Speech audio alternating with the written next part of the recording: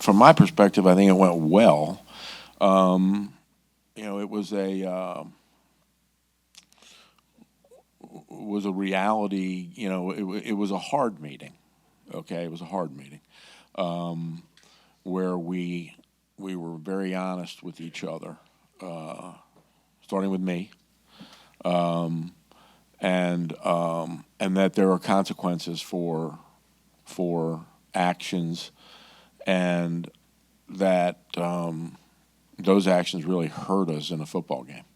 So, a hard meeting. I think the players took it really well, but you always have to ask someone who's listening to what they think. But I do think it went well. For Coach Osborne and Coach Miller, when you look back at the film from Friday night, what did you see? Kind of how do you flush that and get ready for Tulsa this week? Yeah, we made too many mistakes in critical situations. The first drive we had 34 penalty yards. A couple of those touchdowns were, we're doubling number one in the red zone. Both guys that were doubling them fell off the route. Craziest thing I've ever seen. Playing man coverage in the red zone. Don't look at my man. Man runs right back past me. Don't understand that. The secondary in general, just the coverage just has not been up to par. Which, I took it after the press conference. I told you guys it's on me. So we're simplifying some things, putting some guys that I trust a little bit more out there. And, we'll be ready to go for Saturday. Yeah. Watching the tape, man, it's, he had 86 snaps on offense, had the ball for 40 minutes, 100% on short yardage. Really, it comes down to we were 1 for 5 in the red area. There was 3 field goals, 1 touchdown, and turnover on downs. So we talked about it as an offense. Like we've seen improvement, but at the end of the day, we have to win games, and we got to continue to coach our kids how to win. And that's on me as the offensive coordinator and our position coaches to instill confidence and belief in our players, hold them accountable, be very demanding, not demeaning. I had them all stand up yesterday and had them all, chin down, eyes up, keep swinging. And that's what we're going to do. Chin down, eyes up, keep swinging. And I want to ask you, based off of this, expecting Dom or Mike, can you tell us about their game and what 49ers fans can expect? Because we haven't seen them late in Friday night's game. Yeah, both competitors, both doing a great job. That whole room I'm very proud of, working hard, showing up. And it's a great life lesson, man. You never know when your number's going to get called. And when it is, be ready. And the mindset is it will be called. And when my name's called, I'm going to be ready. And it was good for our team to see. Dom got his name called and executed, went down the field, gave us a chance to get a score late in the game. I was very proud of him. And he's earned that. I mean, the kid was valeting cars 6 months ago, and looking for a home, trying to play one more year of college football. And just really a cool story on him. And he showed up every day to go to work. And, his name was called and he was ready. Yeah, I want to say that I'm really proud of Dom, too. He's a guy that never complains about anything. And just comes prepares in school, prepares in class, prepares in his behavior, works really hard in practice. And I thought he did a great job when he came in the game. I mean, he really did a great job. It's again, it's hard being let me just say it this way. It's harder when you don't come out of the bullpen. So he's got to have a really good week this week. And we have to do some things this week that help give him that play to his strengths, right? But what he is mature, tough, and all in. Jeremy, for Coach Osborne, you mentioned how you might be playing some people in the secondary.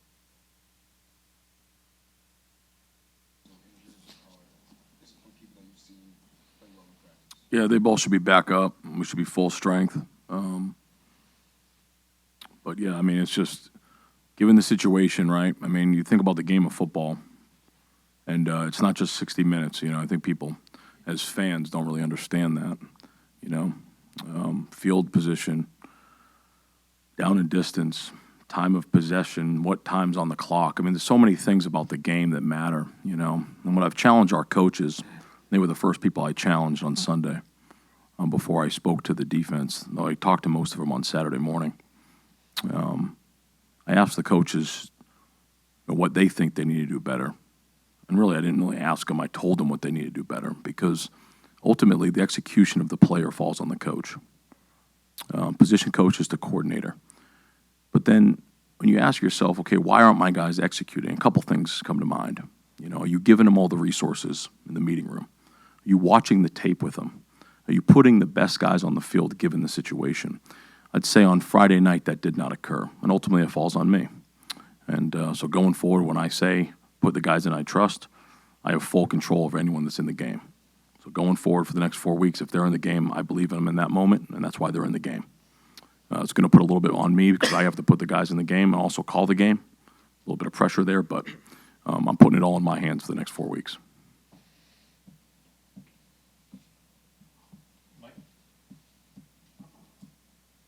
Coach,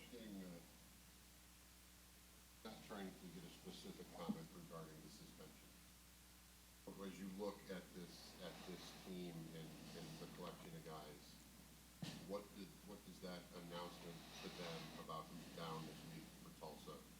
What does that do to the guys that are going to dress this week in terms of how have they pulled together? Has there been any kind of talking amongst the players of, you know, we need to be better on this, we think we can do?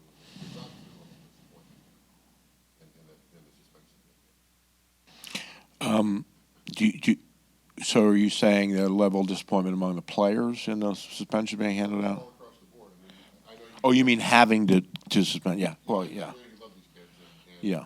So this One of the hardest things I've ever had to do, but it was the right thing to do. You know, I talked after the game with Mike Hill, and you know, it was the right thing to do. It was very hard to do because I do love them, but part of loving them is also trying to give them guardrails.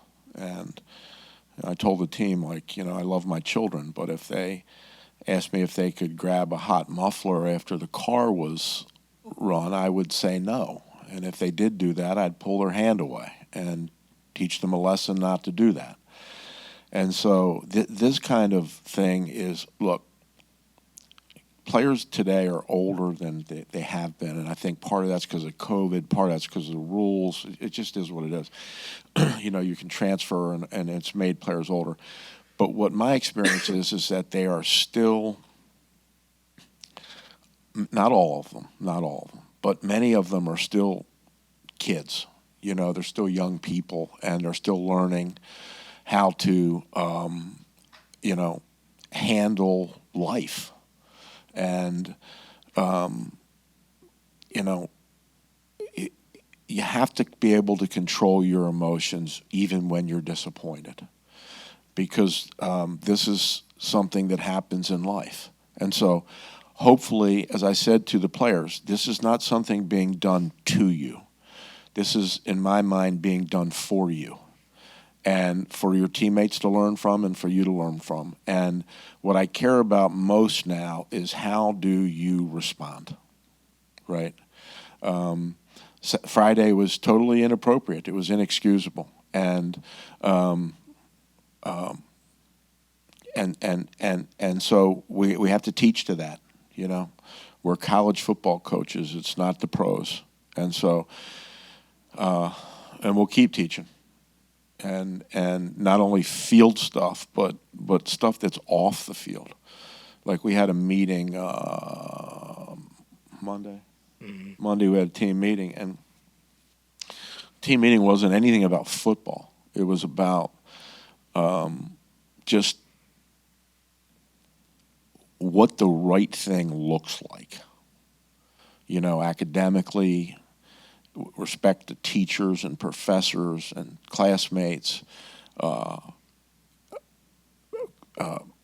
appointments for tutors, and when you're in a dining hall and somebody is there serving you, how does that behavior, what should that look like? And you may think, well, gosh, that should be pretty elementary kind of stuff. And it should be, but it's not for everybody. And so just like, well, okay, you thought you got a cheap shot or held, what should that reaction look like? It can't be you doing something even worse. How does that translate in life?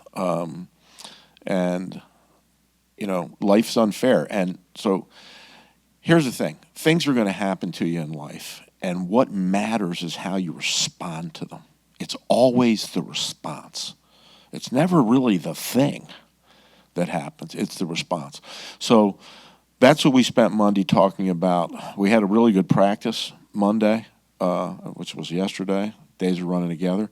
And I expect us to have a really good practice today. We do have a lot of players injured, and we do have the suspensions. But it is what it is. It is a chance for somebody else to step up, for everybody to learn a lesson, for somebody else to step up and make progress, make individual progress, make collective progress. And so we like to look backwards to learn lessons, but then we look forward to grow from those lessons, and that's how we're approaching it.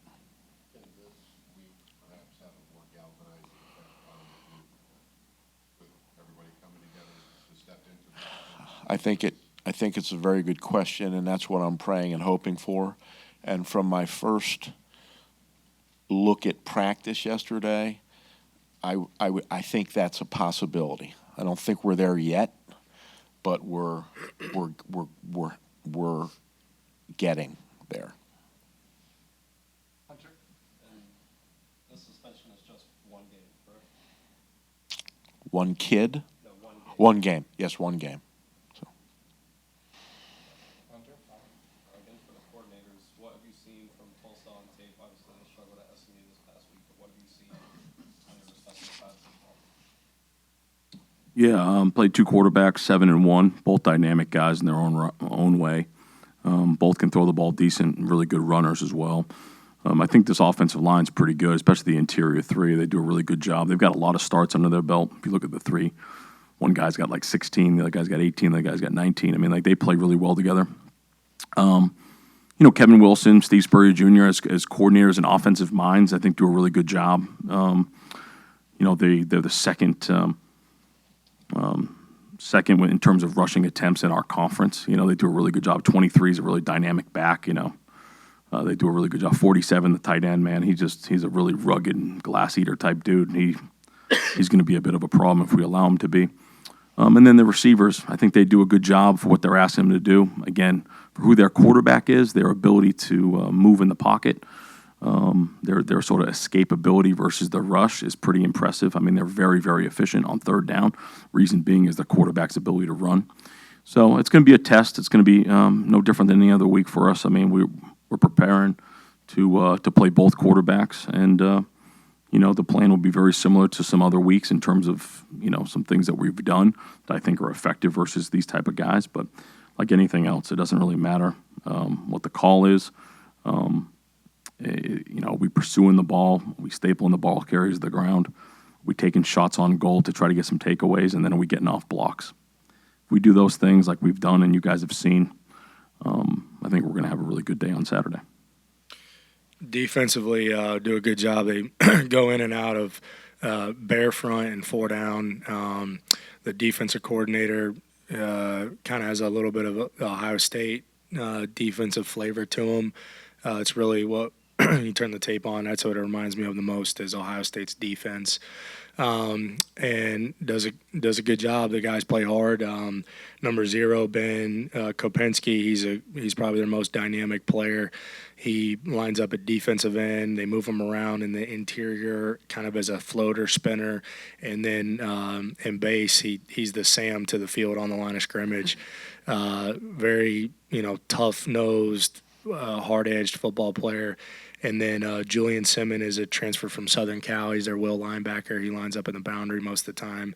Another kid, good knack for the ball, can play east and west and cover out in space and does a good job interiorly where he's supposed to be. And then the leading tackler is their boundary safety, Kendrion Ray.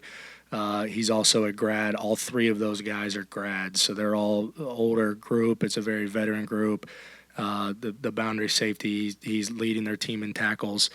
Long kid, and plays middle of the field safety and does a good job coming down when he needs to be in the fit. So they do a good job. We're excited. And at the end of the day, it ain't about them. It's about us and us playing to our standard and winning the turnover margin and eliminating sacks and fumbles and interceptions and drops and penalties. And we do that.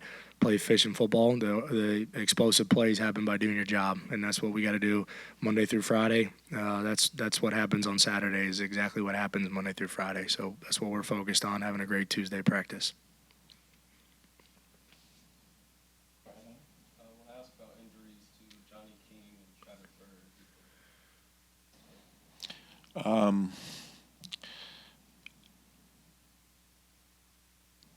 I usually don't like to talk about injuries unless a player's definitely out. And Johnny's out for sure the rest of the season, and Shad is out this week. So really tough about Johnny because he's played so well, and he's such a great kid. And very interesting, had that injury with a brace on. So thank God he was wearing a brace, or it could have been a lot worse. And Shad was, I thought, really playing well, and both leading well, both really nice young kids. So tough for those guys. Tough for those guys. Excuse me.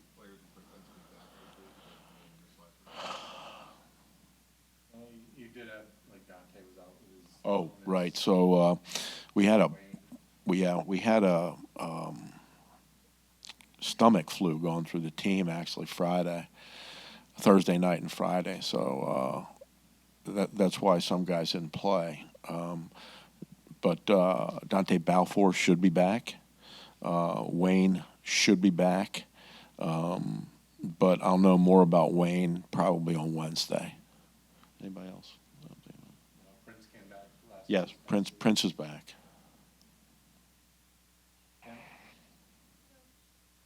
Injuries and suspensions. How do you keep the morale in the locker room? That's a good question. Try to frame things in a way that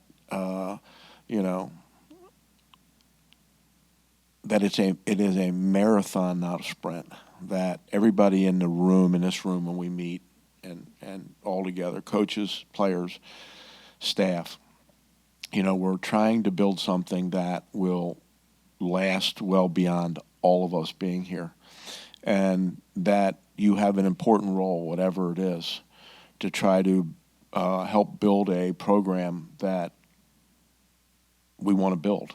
And so that's not easy.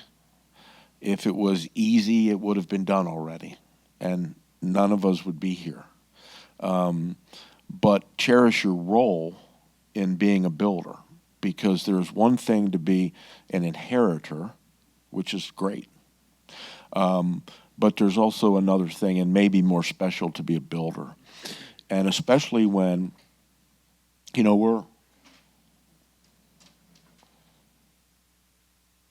especially when we are, we're in the crucible right now. I'm getting things sent to me all the time, and I've had some anonymous, unmarked letters and things like that, and and the kids are hearing it and reading it. And what I'm saying to them is, look, we're in this together. Cherish your role as a builder, because not everybody gets a chance to be a builder. And when it's all said and done and you're rocking on a chair somewhere 50 years from now, you will know that you had an important role in building something that matters. So think of marathon, not sprint. Be of good cheer. You can be disappointed, but never discouraged.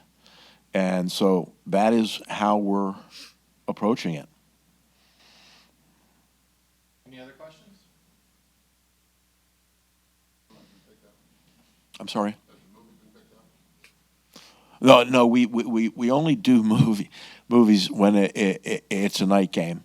And this is, so we won't have time to do a movie, thank goodness. And so we will not be doing movies, no.